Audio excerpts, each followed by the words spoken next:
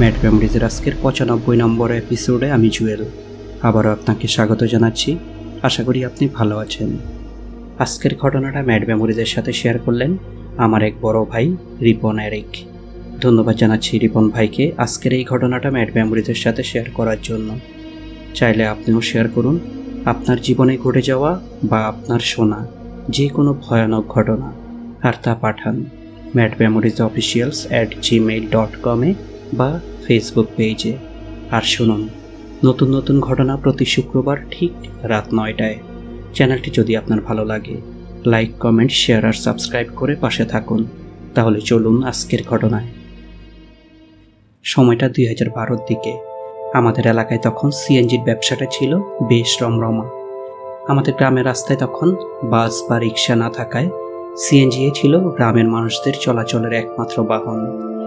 আর তখন আমাদের বাড়িতেও ছিল দুটো সিএনজি, দুটোই ভাড়ায় চলতো। দুজন ড্রাইভার সকালে এসে গাড়ি নিয়ে যেত আর দিনের শেষে বাড়িতে এসে গাড়ি সহ দৈনিক জমাটা রেখে যেত। দুটো গাড়ি থেকে দৈনিক যেই জমাটা আসতো তা দিয়ে আমাদের পরিবার মোটামুটি ভালোই চলে যেত। এরই মাঝে বাড়তি আয়ের জন্য আমি নিজেও গাড়ি চালাতাম। যে গাড়িটা আগে আগে বাসায় ফিরে আসতো সেই গাড়ি নিয়েই বেরিয়ে পড়তাম। যদিও আমি আগে নিজেই একটা গাড়ি চালাতাম, কিন্তু দীর্ঘ সময় গাড়ি চালানোয় শরীরের সমস্যা হওয়ার দরুন ভাড়ায় দিয়ে দিলাম। এছাড়াও প্রায় রাতের বেলায় পরিচিত কারো না কারো জরুরি ডাক আসতো, আর আমিও তখন নিজেই বেরিয়ে পড়তাম বাড়িতে থাকা যে কোনো গাড়ি নিয়ে। সেদিন সন্ধ্যার আগে আগে একটা সিএনজি এসে জমা পড়ল। ড্রাইভারের কি একটা অনুষ্ঠানের জন্য তাড়াতাড়ি বন্ধ করা। আমার হাতেও সেদিন কোনো কাজ না থাকায় সেই সিএনজি নিয়ে বেরিয়ে পড়লাম। প্রায় রাত 10টা পর্যন্ত সিএনজিটা চালিয়ে যা পেলাম যথেষ্ট। তারপর বাড়ি ফিরলাম। সে রাতেই রাত প্রায় 11টার সময় হঠাৎ আমার ফোনটা বেজে উঠল। আর ফোনের দিকে তাকাতে দেখি আমাদের সিএনজি স্টেশনের একজন মুরব্বী লাইনম্যানের নাম্বার। আর ফোনটা ধরতেই ওনার কাঁদো কাঁদো কণ্ঠটা শুনে বুকটা কেমন যেন ধক করে উঠল। কথা বলতে পারছিলেন না উনি, শুধু এইটুকুই বললেন গাড়িটা নিয়ে এক্ষুনি ওনার বাড়িতে যেতে পারবো কিনা। আমি বললাম এখনই আসছি। সাথে সাথে গাড়িটা নিয়ে রওনা হলাম ওনার বাড়ির উদ্দেশ্যে। মনে মনে চিন্তা করছি না জানি আবার কি সমস্যায় পড়লেন উনি এই রাতের বেলায়। মিনিট 10-এর মধ্যে পৌঁছালাম ওনার বাড়িতে। লোকজনে ভরা পুরো বাড়ি। আমি সিএনজি নিয়ে পৌঁছাতেই সেই মুরব্বী ঘরের দিকে চেয়ে ডাক দিলেন তাড়াতাড়ি কাকে যেন নিয়ে আসতে। আর আমাকে বললেন পুরো ঘটনা। ওনার নাতনিকে কিছুক্ষণ আগেই ওর ঘরে পাওয়া যায় বিষ খাওয়া অবস্থায়। এর বেশি উনি কিছুই জানেন না। দেখলাম মেয়েটার নাক মুখ দিয়ে ফেনা বেরোচ্ছে, চিৎকার করছে ভীষণভাবে। মাঝে মাঝে শরীরটা কেঁপে কেঁপে উঠছে, মুখ দিয়ে বেরোচ্ছে ভয়ানক সব শব্দ। মেয়েটার অবস্থা চরম খারাপ। তাড়াতাড়ি হসপিটালে নেওয়া গেলে হয়তো বাঁচানো সম্ভব। সাথে সাথে মেয়েটি সহ ওর মা আর নানাকে নিয়ে ছুটলাম হসপিটালের দিকে। আশেপাশে হসপিটাল বলতে প্রায় মাইলখানিকের মধ্যে আছে একটা বেসরকারি হসপিটাল। ঝড়ের বেগে সেই হসপিটালে পৌঁছাতেই হসপিটাল কর্তৃপক্ষ মেয়েটাকে চেক করে সরকারি হসপিটালে নেওয়ার জন্য রেফার করলো। এরই মধ্যেই মেয়েটা জ্ঞান হারালো। এবার ছুটলাম সরকারি হসপিটালের দিকে। সরকারি হসপিটালটা ওখান থেকে প্রায় 5 মাইল দূরে। আমি দ্রুত বেগে গাড়ি ছুটালাম। পেছনের মেয়েটা ওর মা আর নানার কোলে শোয়া, দুজনেই কাঁদছে। এরই মধ্যে মেয়েটা হঠাৎ চিৎকার করে উঠল, অর্থাৎ জ্ঞানটা ফিরল আবার। আমার শরীরটা যেন এখন একটু সোজা হলো। মেয়েটার চিন্তায় এতক্ষণ বেশ চাপে ছিলাম। মনে মনে ভয় পাচ্ছিলাম, যদি মেয়েটা মারা যায় ভালো ভালোই হসপিটালে পৌঁছাতে পারলেই হয়। শ্রীমঙ্গলের পাহাড়ি রাস্তা, দুপাশে কখনো চা বাগান কখনো পাহাড়, লোকালয় বেশ কম। পুরো অন্ধকার চারদিক। অন্ধকারের বুক ছিঁড়ে এঁকে বেঁকে রাস্তা, ছুটে চলছি গাড়ি নিয়ে। পিছনে মৃত্যু পথযাত্রী, তার থেমে থেমে বুক ফাটানো কান্না আর সাথে থাকা আত্মীয়দের আর্তনাদ। মনটা কেমন যেন বিষাদ করে ফেলছে। কান্নার আওয়াজটা যেন চারিদিক থেকে আমার কানে এসে বাড়ি খাচ্ছে। অনেক দূর পৌঁছে গেছি। একটু সামনেই হাতের ডানে পড়বে বিশাল এক কবরস্থান, চা বাগানের বাসিন্দাদের জন্য। প্রায় 100 বছর ধরে সেখানে কবর দেওয়া হচ্ছে চা বাগানের কর্মীদের। মুসলিম, খ্রিস্টান, হিন্দু সবার কবরগুলো আলাদা আলাদা। দিনের বেলাতেও একা একা ওই জায়গাটা পার হতে গেলে কেমন যেন শরীরের মধ্যে একটা ভয়ের শিহরণ খেলে যায়। কিন্তু এই মুহূর্তে তেমন কিছুই মনে হচ্ছে না। কবরস্থানটা পার হলেই একটা ব্রিজ, বেশ খানিকটা উঁচু। আমি গাড়িটা নিয়ে সেই কবরস্থানের মাঝামাঝি রাস্তায়।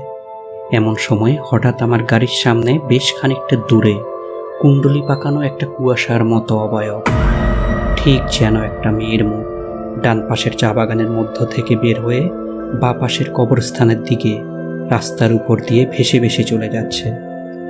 আমার বুকটা ধক করে উঠল। একই দেখছি আমি, কুয়াশার কুণ্ডলি পাকানো মুখটা আমার দিকে তাকিয়ে তাকিয়ে যেন ভেসে ভেসে রাস্তাটা পার হচ্ছে। মেয়েটার হাত পা কিছুই নেই। এমন সময় পিছনে থাকা মেয়েটার চিৎকার হঠাৎ করে থেমে যায়, আর তারপরে শুনতে পেলাম ওর মা আর নানার গুনগুন কান্নার আওয়াজ। এরপরে কেমন যেন অন্ধকারে সেই নীরবতাটা তখন আমাকে চেপে ধরল চরমভাবে। মনের মধ্যে যেন একটা অজানা আতঙ্ক, হাত পার মাথাটা পুরো অসাড় করে ফেলছিল। বারবার যেন অন্যমনস্ক হয়ে যাচ্ছিলাম। এরপর আমার সাথে যা শুরু হলো তা মেনে নেওয়াটা আমার জন্য এক প্রকার অসম্ভব হয়ে পড়ল। জীবনে প্রথম একটা অদ্ভুত অনুভূতি। কি হচ্ছে বুঝতে পারছি, কিন্তু কাউকে বোঝানোটা অসম্ভব। হঠাৎ আমার গাড়ির পেছনটায় যেন হার হতে শুরু করলো। মনে হচ্ছে গাড়ির মধ্যে যেন লোক সংখ্যা একে একে বেড়েই চলছে, কিন্তু পিছনে তো মাত্র 3 জন। গাড়ির ড্রাইভার হিসেবে বোঝা যায় একটা সিএনজি গাড়িতে কি পরিমাণ লোকের কি পরিমাণ ওজন হতে পারে, কিন্তু সিএনজির পিছনে 3 জন লোক হলেও ওজনটা যেন বেড়েই যাচ্ছে। মনে হচ্ছে যেন একজন একজন করে কে বা কারা যেন একে একে সিএনজিতে চেপে বসছে, কিন্তু তারা কে বা কারা? আমি ক্রমাগত গাড়ির গতি বাড়িয়ে যাচ্ছি, কিন্তু গাড়িতে এগুচ্ছে না।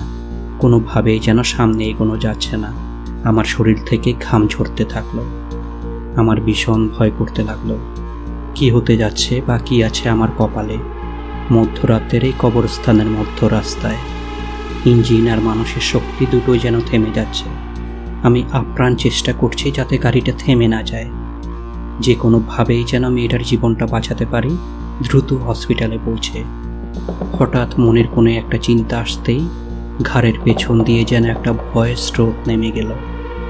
কেউ বা কারা কি আমাদের বাধা দিচ্ছে? দেরি করিয়ে দিচ্ছে না তো মেয়েটাকে নিয়ে দ্রুত হসপিটালে পৌঁছাতে? কিন্তু কেন? আর তারাই বা কারা? এমন সময় গাড়ির পেছন থেকে হঠাৎ সেই মুরব্বী আমায় বলে বসলেন, কিরে, গাড়ির গতি কমে যাচ্ছে কেন? কোনো সমস্যা? আমি ওনার কথা শুনতে পেলেও আমার মুখ দিয়ে কোনো উত্তর বেরোলো না। আমি গাড়িটা নিয়ে নিয়মিত যুদ্ধ করে যাচ্ছি। টেনে হিঁচড়ে সেই ব্রিজটার কাছে আসতেই এমন সময় হঠাৎ গাড়িটা তার পূর্ণ গতি ফিরে পেল যেন। এমনিতেই গাড়ির গতি ছিল প্রচুর, কিন্তু গাড়ির ওজনের জন্য গতি পায়নি। আর হঠাৎ নিমিষেই ওজনটা কমে যাওয়ায় গাড়িটা দ্রুত নিমিষের মধ্যেই ব্রিজটা পার হয়ে প্রবল বেগে ছুটতে শুরু করলো। মাত্র কয়েকটা মিনিটের মধ্যেই এত ঘটনা ঘটল যে তা ছিল সম্পূর্ণ কল্পনার অতীত। তবে আমি মনে মনে যা ভাবছি, খোদা যেন তা না করেন। মনে হলো যেন আত্মারা এসে আত্মাকে নিয়ে গেল। খুব ইচ্ছে করছে মেয়েটার চিৎকার যেন আরেকবার শুনি, কিন্তু মেয়েটা আর কোনো আওয়াজ করল না। হসপিটালে পৌঁছাতে ডাক্তার মেয়েটাকে দেখে বললেন, ও আর নেই, মিনিট 5 মধ্যেই মারা গেছে মেয়েটা। তা শুনেই আমার হাত পা জমে গেল, কারণ সে ব্রিজ থেকে হসপিটালে আসতে সময় লেগেছিল মাত্র 5 মিনিট। এখানেই শেষ করছি আজকের এপিসোড। কেমন লাগলো কমেন্টসে জানান। ভালো লাগলে লাইক আর শেয়ার করে দিন। সময়টা ভালো কাটুক আপনার, সুন্দর হোক আজও আগামী। ভালো থাকুন, সুস্থ থাকুন। ধন্যবাদ।